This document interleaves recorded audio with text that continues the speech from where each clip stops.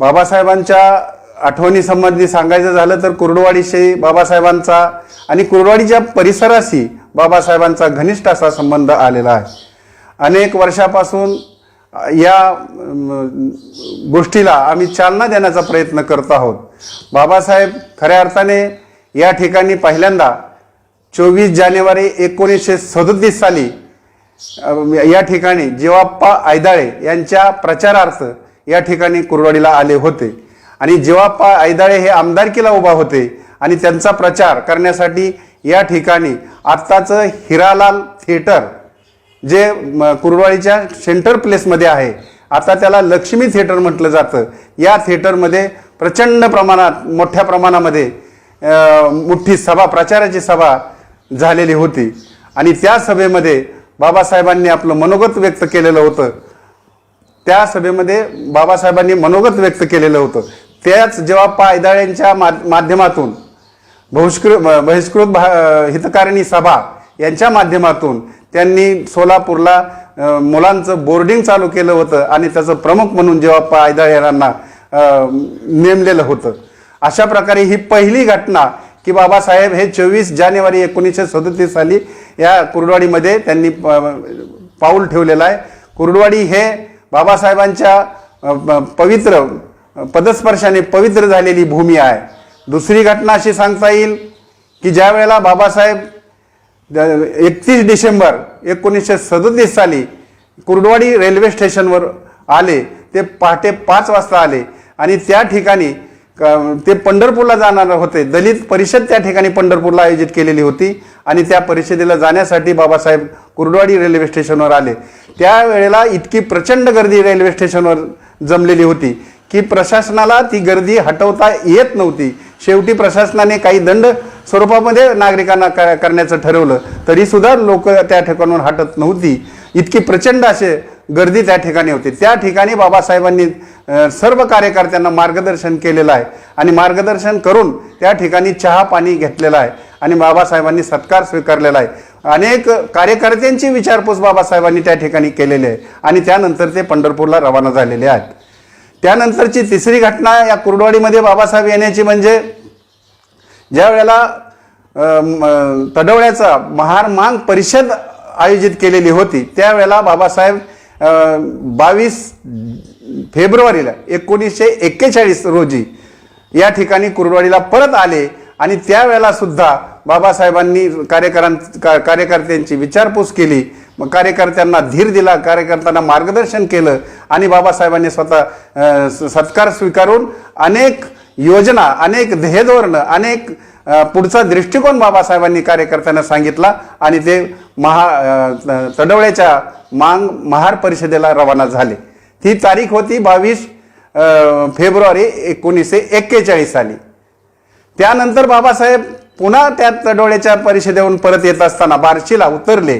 बार्शीला यासाठी उतरले की बाबासाहेबांनी त्या ठिकाणी त्या बार्शी नगर म्युन्सिपाल्टीने आणि भातनकर या व्यक्तीने तेथील दलित बोर्डिंगला भरगच्च अशी मदत केलेली होती हे बाबासाहेबांना समजलं आणि बाबासाहेब बार्शीला मुद्दामून उतरले आणि त्या म्युन्सिपाल्टीचा आणि भातनकरांचा बाबासाहेबांनी सत्कार केला, आभार मानले आणि त्या म्युन्सिपाल्टीच्या वतीने सुद्धा बाबासाहेबांचा त्या ठिकाणी सत्कार करण्यात आला आणि त्यानंतर ते बार्शी त्या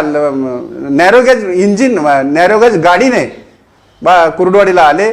कुर्डुवाडी ती तारीख होती 23 फेब्रुवारी 1941 आणि या ठिकाणी आल्यानंतर त्यांनी पुन्हा या ठिकाणी एक प्लॅटफॉर्मवर मोठी कार्यकर्त्यांची सभा घेतली। त्या सभेमध्ये त्यांनी मार्गदर्शन केलं। त्या सभेमध्ये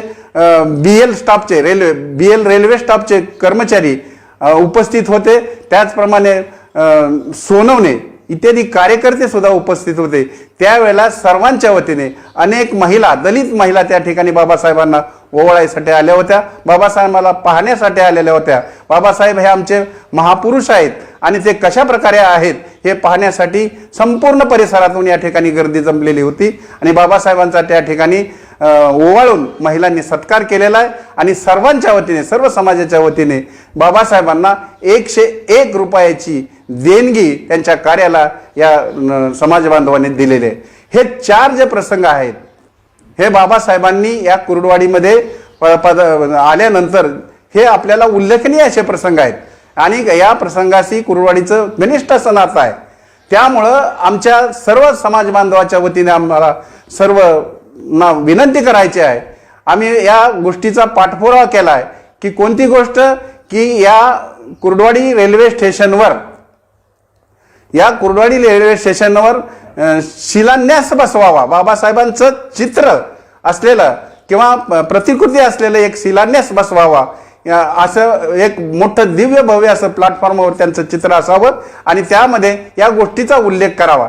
या गोष्टीचा पाठपुरावा आम्ही रेल्वेकडे केलेला आहे.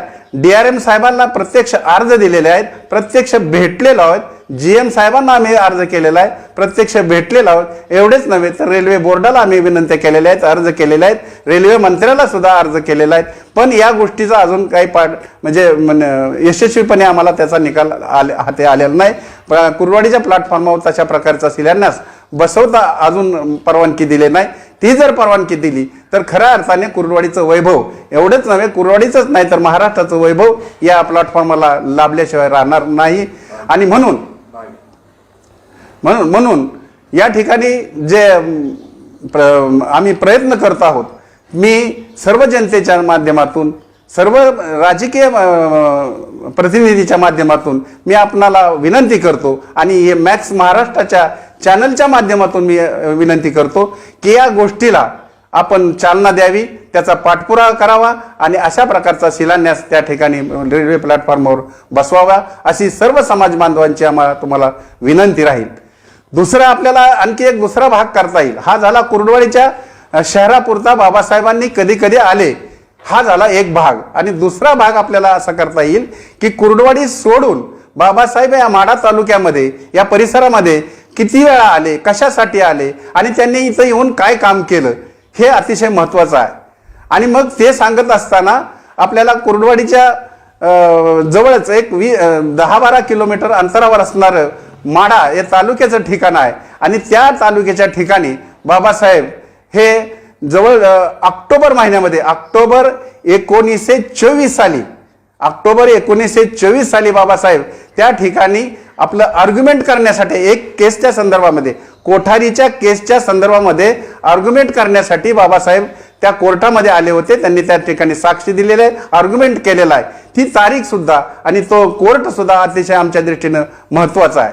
आणि त्यानंतर बाबासाहेब ज्या वेळेला मुंबईला गेले त्यावेळेला ते कोठारी बाबासाहेबांना भेटायला गेले आणि बाबासाहेबांना म्हणाले, तुम्ही माझी केस जिंकून दिलेली आहे, तुमच्यासाठी मी काय करू. बाबासाहेबांनी साधा पेढा सुद्धा घेतलेला नाही आणि ज्या वेळेला वेळ येईल त्यावेळेला मी तुम्हाला सांगेन असं बाबासाहेब त्या ठिकाणी म्हणाले. आणि अनायशे त्या योगायोगाने त्याच पिरियडमध्ये त्या 10-5 दिवसाच्या पिरियडमध्ये डॉक्टर उदगावकर की ज्यांचे बाबासाहेबांचे ते फॅमिली डॉक्टर होते आणि त्या डॉक्टर उदगावकरांनी सांगितलं की बाबासाहेब, रमा मातेला आता तुम्ही हवा बदलण्यासाठी एक खुल्या वातावरणामध्ये तुम्ही त्यांना बाहेरगावी कुठंतरी पाठवलं पाहिजे. हा संदर्भ बाबासाहेबांच्या लक्षात होता. आणि मग त्यावेळेला कोठारींना त्यांनी सांगितलं की तुमचा जे मळा आहे त्या मळ्यामध्ये आम्ही येऊन काही दिवस राहू इच्छितो. तर त्या प्रकारे मग त्या कोठारीने ते कबूल केलं आणि बाबासाहेब त्या ठिकाणी जानेवारी 1925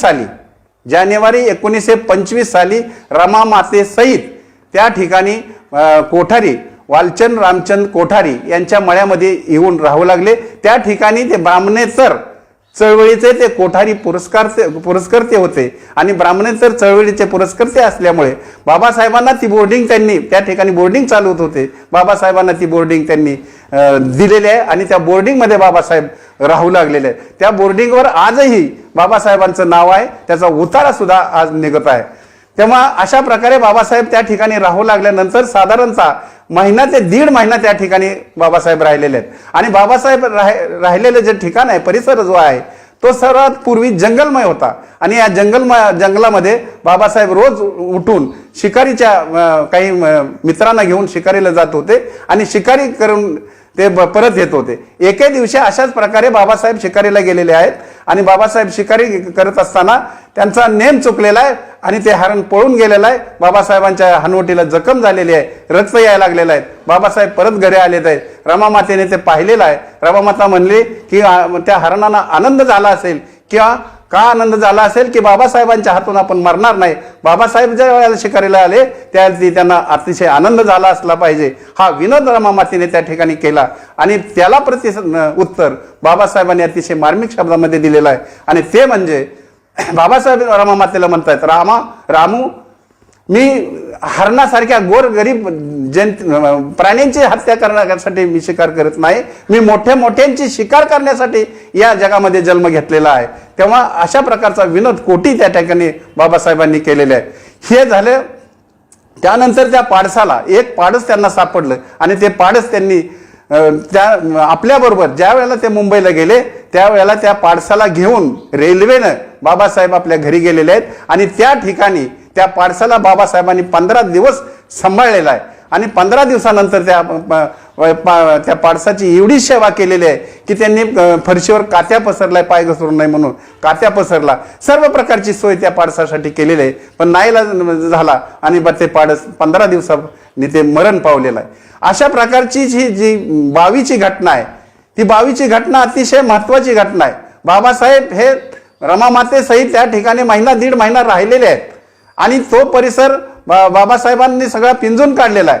आणि मग ती जी जमीन आहे ती साधारणतः 6-7 एकर जमीन आहे आणि ही जमीन जी आहे ही जमीन एका बाबासाहेबांच्याच नावावर होती, पण आता सध्या दुसरीकडे आहे.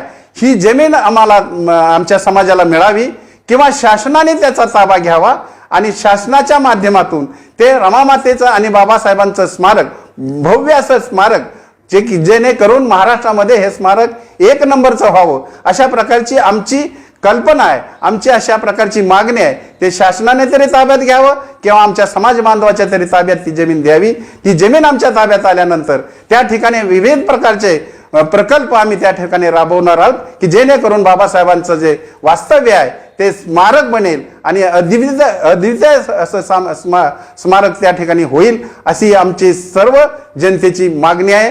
आणि मी पुन्हा आपल्या चॅनलच्या माध्यमातून, मॅक्स महाराष्ट्र चॅनलच्या माध्यमातून या गोष्टीला आपण फोकस करावं, या गोष्टीचा आपण पाठपुरावा करावा आणि ही गोष्ट आपण वरच्या लेवलला नेऊन या गोष्टीला त्या जी जमीन आहे ती जमीन आमच्या ताब्यात द्यावी किंवा महाराष्ट्र शासनाने ताब्यात घ्यावी आणि महाराष्ट्र शासनाने त्या ठिकाणी मोठ्या प्रमाणामध्ये स्मारक बनवावं. ही झाली घटना, ही झाली 22ची घटना.